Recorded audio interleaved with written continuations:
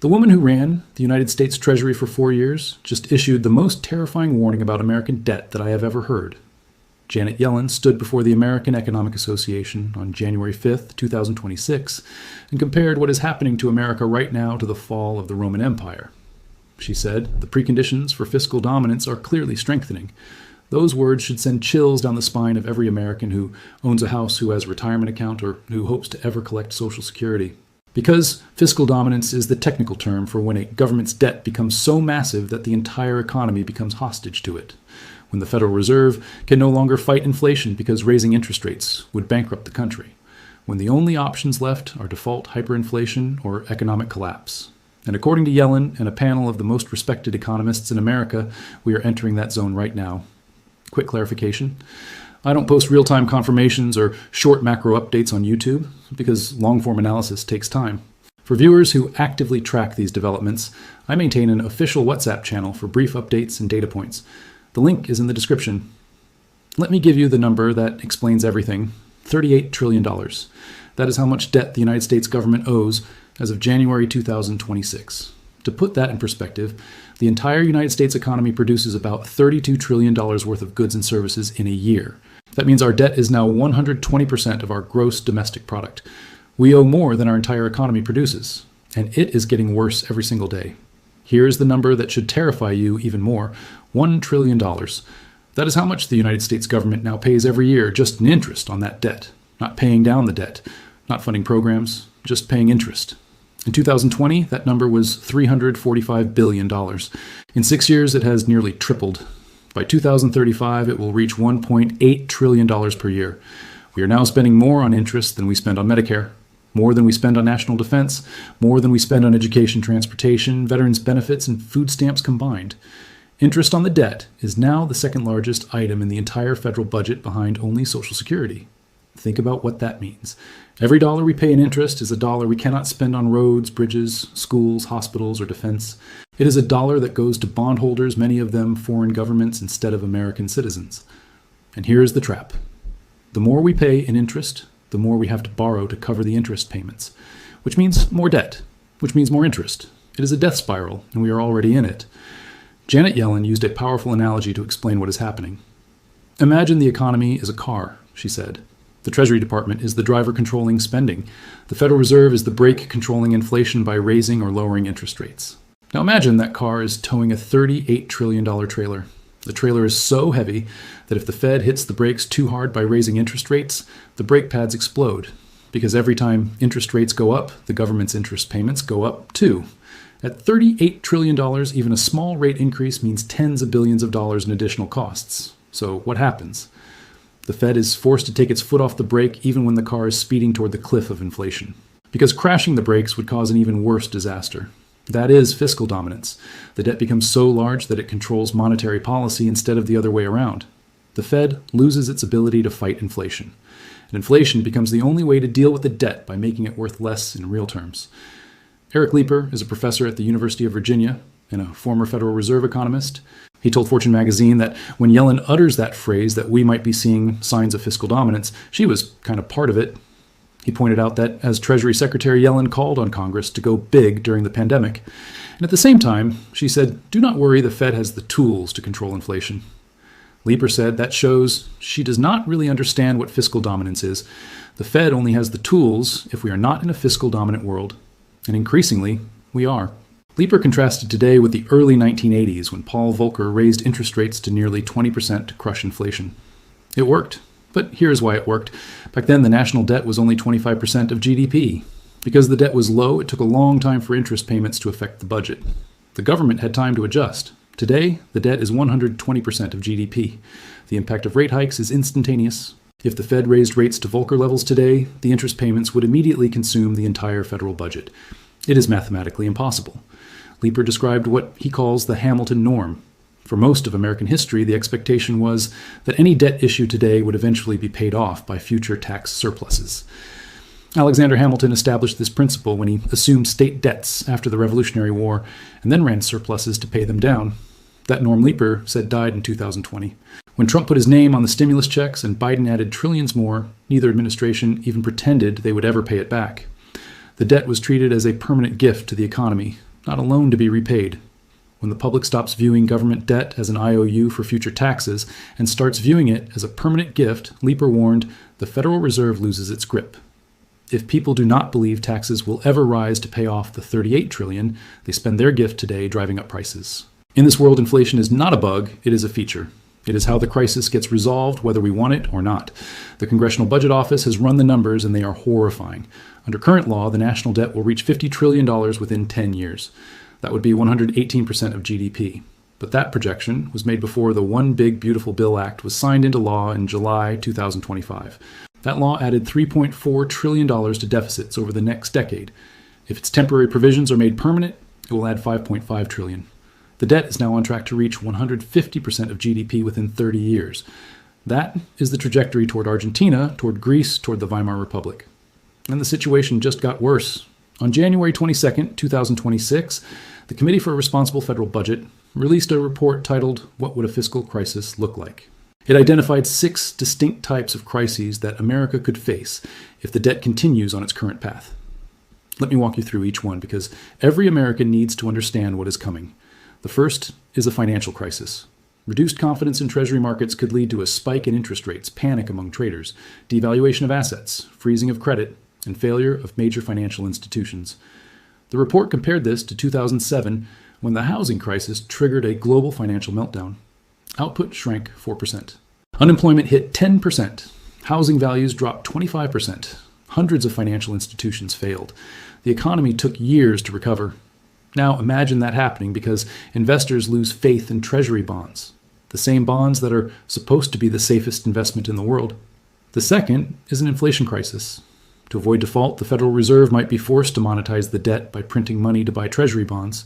This is exactly what happened in Venezuela, in the 2010s in Zimbabwe, in the 2000s in Argentina, repeatedly since the 1960s, and in the Weimar Republic in the 1920s. The result is hyperinflation, where prices double every few months and savings become worthless overnight. Ray Dalio, the billionaire hedge fund manager, has been warning consistently from Davos this week about the risks of the United States monetizing its debt. He calls it an economic heart attack. The third is an austerity crisis. If market confidence collapses, lawmakers might be forced to enact massive spending cuts and tax hikes immediately to restore faith in government finances. The report estimated that a fiscal contraction equivalent to 5% of GDP could turn modest growth into a 3% economic shrinkage. That would be the deepest recession since the Great Depression. Unemployment would spike, businesses would close, a self-reinforcing depression would set in. This is exactly what happened to Greece in the 2010s when emergency austerity measures caused the economy to shrink by 25%. The fourth is a currency crisis. The dollar could face sudden and significant depreciation in response to fiscal stress. Foreign investors would flee. Import prices would surge. The global financial system built on dollar dominance would destabilize. America's ability to import goods and project power would collapse. Every American traveling abroad would see their purchasing power evaporate. Every business that imports products would see costs explode. The fifth is a default crisis. Although considered very unlikely by the report, if it happened, it would be catastrophic. The United States currently owes $31 trillion to the public. A default would freeze global credit markets, crash stock markets, and plunge the world into deep recession. Countries like Argentina, Russia, and Greece have defaulted on their debts. The aftermath takes decades to overcome. For America, whose bonds are the foundation of the global financial system, a default would be an order of magnitude worse. The sixth, and perhaps most insidious, is a gradual crisis. No acute event occurs. Instead, high debt slowly crowds out investment year after year. Growth stagnates. Living standards erode. The report pointed to Japan, which has maintained extremely high debt levels for decades without acute crisis, but whose economy has only grown 10% total over the past 20 years. That is 0.5% per year. An entire generation of Japanese young people has never known economic prosperity. The report noted that Western European economies like France and the United Kingdom are already showing signs of this gradual crisis with slow growth and inflexible fiscal policy. The report concluded with a warning that should haunt every policymaker. With debt at 100% of GDP, the United States has less fiscal space than at any time in history in case of another war, pandemic, or recession. We used to be able to borrow our way out of emergencies. That option is disappearing. The next major crisis will find America with its credit card already maxed out. But wait, there is more. The federal government has already borrowed $601 billion in the first 3 months of fiscal year 2026. That is despite tariffs that have brought in tens of billions in additional revenue. Why? Because spending keeps rising faster than revenue. The Congressional Budget Office projected a $1.7 trillion deficit for fiscal year 2026. That is 5.5% of GDP in peacetime, with no recession. This is not sustainable. Meanwhile, Trump has vowed to boost defense spending to $1.5 trillion per year, up from $1 trillion. That is a 50% increase in military spending when we are already drowning in debt. And the Supreme Court could strike down his global tariffs at any moment, eliminating one of the few new revenue sources the government has found. And this year's tax season will see a surge of refunds because of the tax cuts in the One Big Beautiful Bill Act. Revenue is about to drop while spending keeps rising. Let me tell you about the One Big Beautiful Bill Act, because it shows how unserious Washington is about this crisis. The law was signed on July 4th, 2025. It made permanent the 2017 tax cuts that were set to expire. It created new tax deductions for tips over time and senior income. It raised the debt ceiling by $5 trillion. And it increased spending on defense and border enforcement by hundreds of billions of dollars. The Congressional Budget Office estimated it will add $3.4 trillion to deficits over 10 years. But that is before interest costs. With interest, it will add more than $4 trillion. If the temporary provisions are made permanent, it will add $5.5 trillion. This single law will add more to the national debt than the CHIPS Act, the Bipartisan Infrastructure Law, the American Rescue Plan, and the CARES Act combined. The law also cut Medicaid by 12%, the largest cut in the program's history. It expanded work requirements for food stamps. 10 million Americans will lose health insurance over the next decade, according to the CBO. Rural hospitals are already announcing closures. And here is the kicker. The CBO found that the top 10% of earners will see their incomes rise by 2.7%, while the bottom 10% will see their incomes fall by 3.1%. The rich get richer and everyone else pays for it. But the politicians are not worried.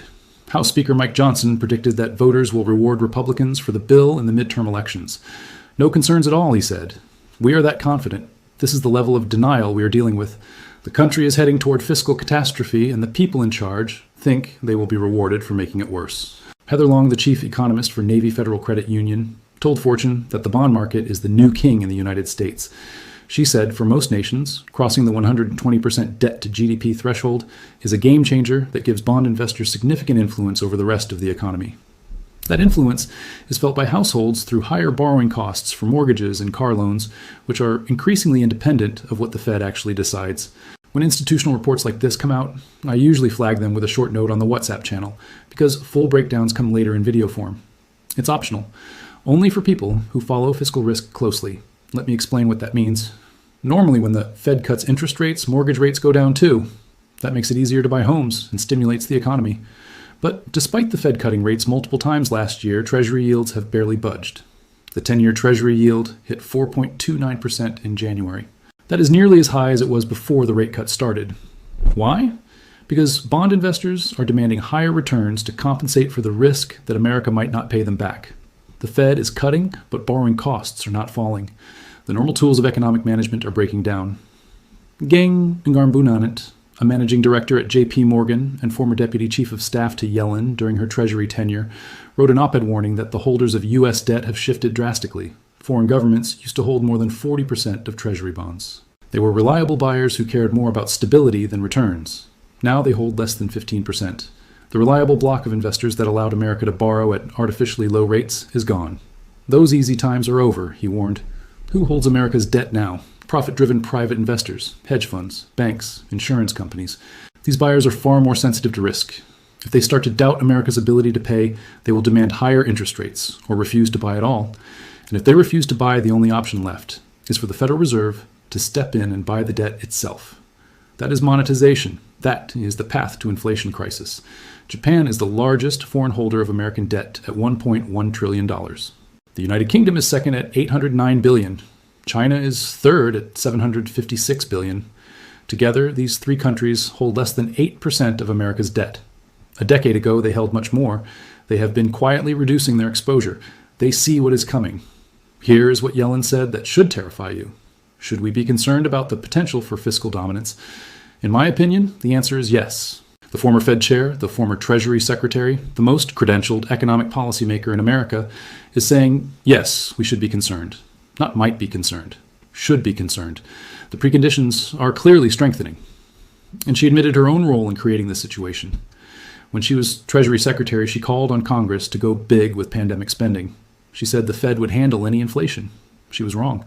Inflation hit 40-year highs. The Fed had to raise rates aggressively. And now the debt service costs from those higher rates are consuming the budget. The very policies she championed brought us to this point. The report from the Committee for a Responsible Federal Budget put it bluntly: some form of crisis is almost inevitable. Not might happen. Almost inevitable. The only questions are what kind of crisis, when it will hit, and how severe it will be. Let me tell you what this means for you personally. If you have a mortgage, your payments could spike when you refinance because Treasury yields set the baseline for mortgage rates. If you have a retirement account, the value could crash if a financial crisis hits the bond market. If you depend on Social Security, the trust fund is already scheduled to run out in the early 2030s, at which point benefits get cut by 24%. If you work for the government or a contractor, your job is at risk when austerity measures hit. If you own a business, your customers will have less money to spend as taxes rise and benefits get cut. The dollar in your pocket is losing value every day because of inflation that the Fed cannot control, because controlling it would bankrupt the government. Your savings are being eroded. Your future is being mortgaged. And the people in charge are adding trillions more to the debt while telling you everything is fine. Interest on the debt is now larger than Medicare. Read that again. The money we pay to bondholders is greater than the money we spend keeping seniors alive.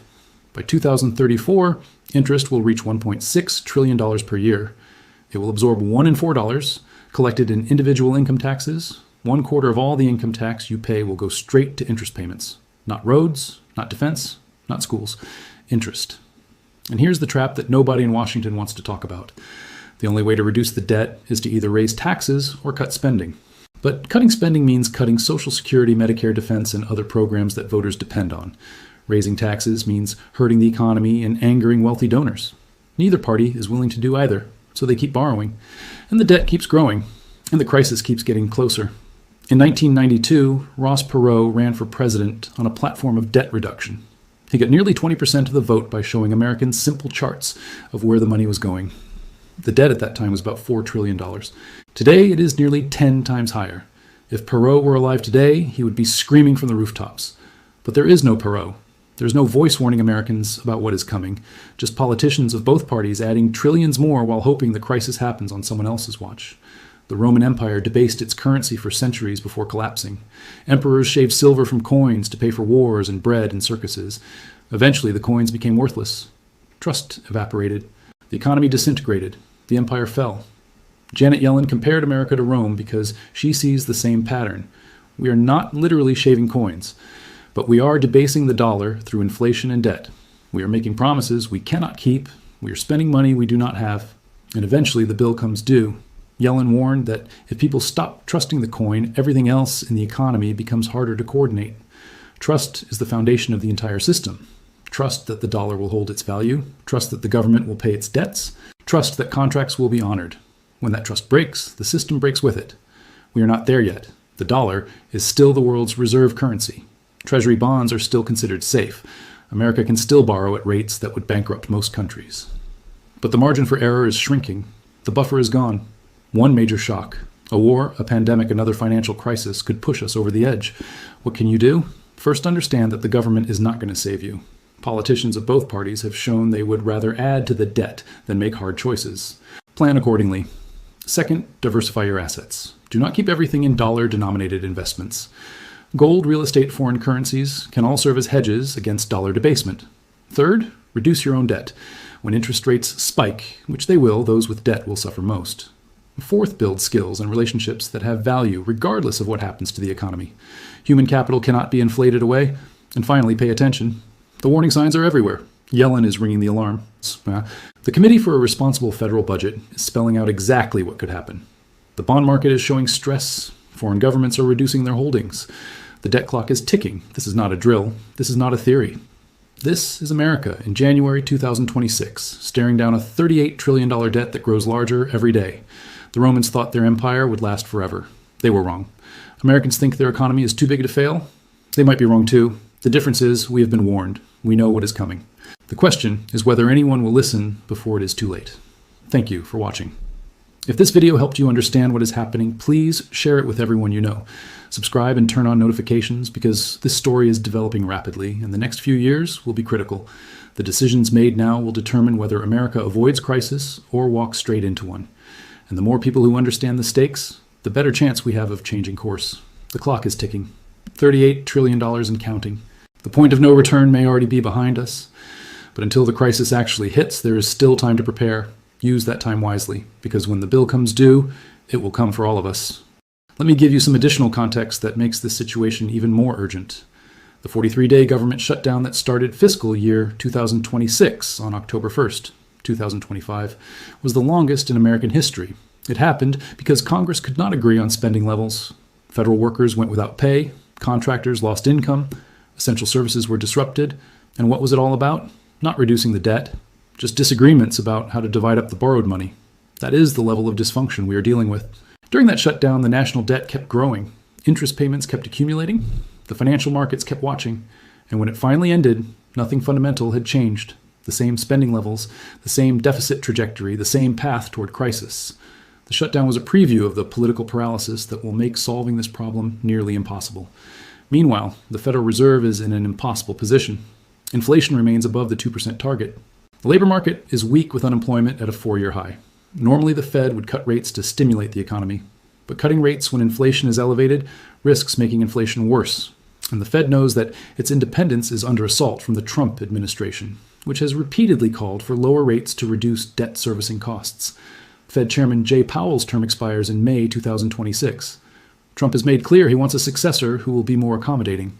If the Fed loses its independence, if it starts setting rates based on what the Treasury wants rather than what the economy needs, that is the definition of fiscal dominance. That is when the debt takes control of monetary policy. And once that happens, there is no going back. The 10-year Treasury yield is the most important number in finance. It sets the baseline for mortgage rates, corporate borrowing costs, and investment decisions throughout the economy. In January, it spiked to 4.29% despite Fed rate cuts. Bond analysts warned of yield shock and the reemergence of bond vigilantes investors who punish fiscal irresponsibility by demanding higher rates. The term bond vigilantes was coined in the 1980s to describe investors who sold government bonds when they thought fiscal policy was irresponsible, forcing rates higher and disciplining politicians. For decades, the vigilantes seemed to disappear as central banks kept rates artificially low. Now they are back. And they are watching America's debt trajectory with growing alarm. Apollo chief economist Torsten Slok pointed out that corporate bond issuance is also surging as companies race to fund AI investments in data centers. He estimated that investment-grade debt issuance could reach $2.25 trillion this year. All that corporate borrowing competes with Treasury borrowing for investor dollars. If investors prefer corporate bonds to Treasury bonds, the government has to offer higher rates to attract buyers. That pushes up borrowing costs across the entire economy. The housing market is already feeling the impact. Mortgage rates remain elevated despite Fed cuts. First-time homebuyers are locked out. Existing homeowners refuse to sell because they do not want to give up their low-rate mortgages from a few years ago. The housing market is frozen. And it will stay frozen as long as Treasury yields remain high, which they will, as long as the debt keeps growing. Student loan borrowers are also suffering. Interest rates on federal student loans are tied to Treasury yields. Higher yields mean higher rates for students. The burden of student debt, which already exceeds $1.7 trillion, will only grow heavier. Small businesses that need to borrow to invest and grow face higher costs too. Many will simply not be able to access affordable credit. That means less hiring, less expansion, less innovation. The dynamism of the American economy depends on affordable capital, and affordable capital is becoming a thing of the past. The wealth transfer is already happening. Every dollar the government pays in interest goes to someone. Mostly it goes to wealthy investors who own bonds. 1/3 goes to foreign holders, including foreign governments. The middle class and poor, who depend on government programs funded by borrowing, get squeezed while bondholders get paid. This is not sustainable, politically or economically. Mitt Romney, the former Republican presidential nominee and recently retired senator, has had a change of heart. In a New York Times opinion piece in late December, he wrote that the growing debt requires tax increases on the ultra-wealthy. This from a man who built his career on tax cuts. I believe in free markets, Romney wrote, but we have reached a point where the combination of solutions will require the wealthiest Americans to contribute more. When Mitt Romney is calling for tax increases on the rich, the situation is serious. The Congressional Budget Office recently updated its population projections. They were reduced because of the loss of immigration under Trump administration policies. Fewer immigrants means fewer workers paying into Social Security and Medicare. The Social Security cliff, when benefits have to be cut because revenue cannot cover costs, has moved closer. Previous estimates said 2034. Now it could be as early as 2030. That is 4 years away. Many Americans have already started claiming Social Security benefits early out of fear that the program will not be there when they reach full retirement age. That early claiming reduces their lifetime benefits, but they would rather take reduced benefits now than risk getting nothing later. That is the level of anxiety Americans are feeling about the fiscal future. The defense implications are also severe. Richard Haass, the president of the Council on Foreign Relations, warned that the $38 trillion debt poses a threat to national security. When you spend $1 trillion a year on interest, that is $1 trillion you cannot spend on ships, planes, missiles, and troops. Our adversaries know this. They see America's fiscal weakness as strategic opportunity. China, in particular, has been studying the fall of the Soviet Union, which collapsed in large part because it could not sustain military spending against a wealthier adversary. Now the tables are turning. China's debt levels are also high, but its economy is still growing, and its military spending is increasing as a share of GDP. America's military advantage is eroding not because of Chinese strength, but because of American fiscal weakness. The petrodollar system, which has underpinned American financial hegemony since the 1970s, is also under pressure. Saudi Arabia has signaled willingness to accept Chinese yuan for oil sales. Russia already conducts most of its trade in yuan and rubles. Even France has conducted transactions in yuan. Every crack in dollar dominance reduces America's ability to borrow cheaply because demand for dollars declines. Central banks around the world are buying gold at record rates, 60 tons per month compared to 17 tons before 2022. They are diversifying away from dollar assets. They are hedging against the possibility that America cannot manage its debt. That hedging becomes self-fulfilling as reduced demand for dollars pushes up interest rates. The Committee for a Responsible Federal Budget concluded its report with a warning that applies to every American. A fiscal crisis does not require a single tipping point. It can be sparked by a recession, a poor Treasury auction, a breach of the debt limit, or simply a gradual loss of confidence. The triggers are unpredictable, but the underlying vulnerability is clear. America is living beyond its means and has been for decades. The bill is coming due. I want to leave you with the words of Eric Leeper, the former Fed economist. America always does the right thing, after exhausting every other option, he said, quoting the adage attributed to Winston Churchill. Until that faith really gets shattered, we are okay. But if that starts to get shattered, then we are really in deep trouble. The faith is starting to crack. The warning signs are flashing. The time to act is now. Not next year, not next administration. Now. Because once fiscal dominance takes hold, once the debt controls monetary policy, instead of the other way around, the options narrow dramatically. Inflate the debt away and destroy savings. Default and destroy the financial system. Impose crushing austerity and destroy the economy. Or watch living standards slowly erode for a generation like Japan has experienced. None of these are good outcomes. All of them are possible if we stay on the current path.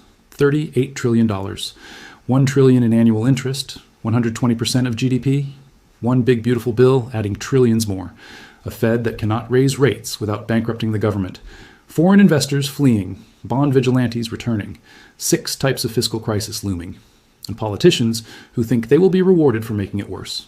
This is America in January 2026. Janet Yellen warned you. The Committee for a Responsible Federal Budget warned you. I'm warning you. The question is what you will do with this information. Because the clock is ticking and the time to prepare is running out. Thank you for watching. Share this video, subscribe for updates, and prepare for what is coming. Because ready or not, the fiscal reckoning is on its way.